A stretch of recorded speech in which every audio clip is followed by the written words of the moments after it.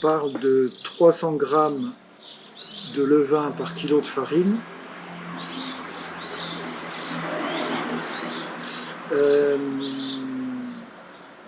17 grammes de sel par kilo de farine. Une pâte plutôt à 25 degrés, 24 ou 25 degrés une fois que tu as mélangé. Et une fermentation entre 5 ou 6 heures ou en fonction de plein d'autres paramètres. Mais voilà, ça c'est à peu près la base. Il me faut 3 kg de levain. Donc je vais mettre, à peu près, je mets 1% la veille de cette pâte là, de ces 3 kg de levain. Je vais mettre 1% de la pâte, donc c'est 30 grammes.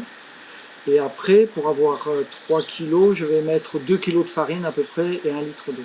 D'accord. Je vais mettre 2 kg de farine, 1 litre d'eau et très très peu de levain. D'accord. En réalité, comme moi, je sais pas 3 kg que j'ai besoin, mais plutôt 25 kg de levain, je mets... Enfin voilà, mais l'idée c'est de mettre 1% de levain qui va ensemencer beaucoup de pâtes. Ma recette c'est à peu près ça. Demain jeudi, je vais mélanger 10 kg de farine bis, 7 litres d'eau, 180 g de sel et il me faut 3 kg de levain. Donc demain matin à 6h30, il me faudra 3 kg de levain, mais il me faudra du levain qui est bien fermenté, ni trop peu, ni trop. Et donc la question, c'est mais comment je fais pour qu'à 6h30, j'ai du levain qui est fermenté, ni trop peu, ni trop peu, ni trop. C'est-à-dire environ combien de temps déjà de fermentation, ni trop peu, ni trop? Ça correspond à quel Alors moi je vais répondre pour moi, mais tout est possible. D'accord. Il n'y a pas de mauvaise, ça peut être 2 heures, 6 heures, 8 heures, 12 heures. Et c'est là où ça rend fou. De te dire, mais moi, dis-moi, réponds à ma question. Il faut quoi, c'est quoi, ni trop peu, ni trop? Ben, j'en sais rien.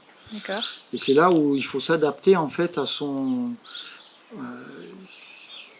quoi? Ce que je disais à la boulangère, puisqu'elle a passé le CRP elle aussi, c'est en fait au début on veut faire pour le mieux, on fait pour le mieux, et puis au début moi je faisais des rafraîchis, je me levais à 3h du matin pour donner à manger à mon levain, et pour qu'à 6h30, mon levain est bien fermenté. Sauf qu'au bout d'1 an, je me suis dit, mais moi je peux plus me lever à 3h et puis me recoucher, je vais faire autrement. Je sais par expérience, mais ça marche que ici, hein. Enfin ça marche que ici, d'autres, je sais par expérience que si j'ai une pâte, en mélangeant les ingrédients, ma farine, mon eau, mon sel, mon levain, et si j'ai une pâte à 26 degrés, et pour avoir une pâte à 26 degrés, je sais par expérience qu'il faut que je mette de l'eau à 25 degrés. Comme il fait très chaud demain, et que je sais qu'il fera très chaud demain, et que le plus compliqué pour les boulangers, c'est quand il fait chaud un jour, il fait froid l'autre jour, là ça perturbe tout, et même moi, dans le sens de j'ai un peu d'expérience, et je me fais avoir quand ça va. Donc, dans l'observation, je sais que avec ces quantités-là, c'est-à-dire 16%, 15% de levain par rapport à la pâte totale, une température de pâte à peu près de 26 degrés. La fermentation avec mon levain va se faire en 5 heures. C'est-à-dire qu'en 5 heures, le pain va avoir pris assez de volume, on dit qu'il a assez de force, il lui en reste un peu, on peut l'enfourner. Pour la première fermentation, le premier enfournement, on va dire sur des temps de 5 heures, moi, j'ai des levains, j'ai 300 grammes de levain par kilo de farine et j'ai des températures de pâte à 26 degrés. Voilà. Et après, pour être sur des fermentations de 7 heures,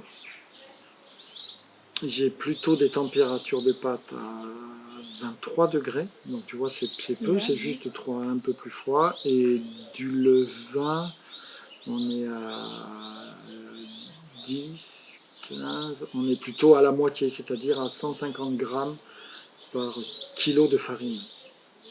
Tu vois, tout à l'heure, j'espère que j'ai dit ça souvent, on se trompe les boulangers, on part en kilos de farine. Donc première fermentation de 5 heures, 300 grammes par kilo de farine. Et deuxième fermentation sur 7 heures, là, on est à entre 100 et 150 grammes de levain par kilo de farine. Voilà. Et une pâte plus froide.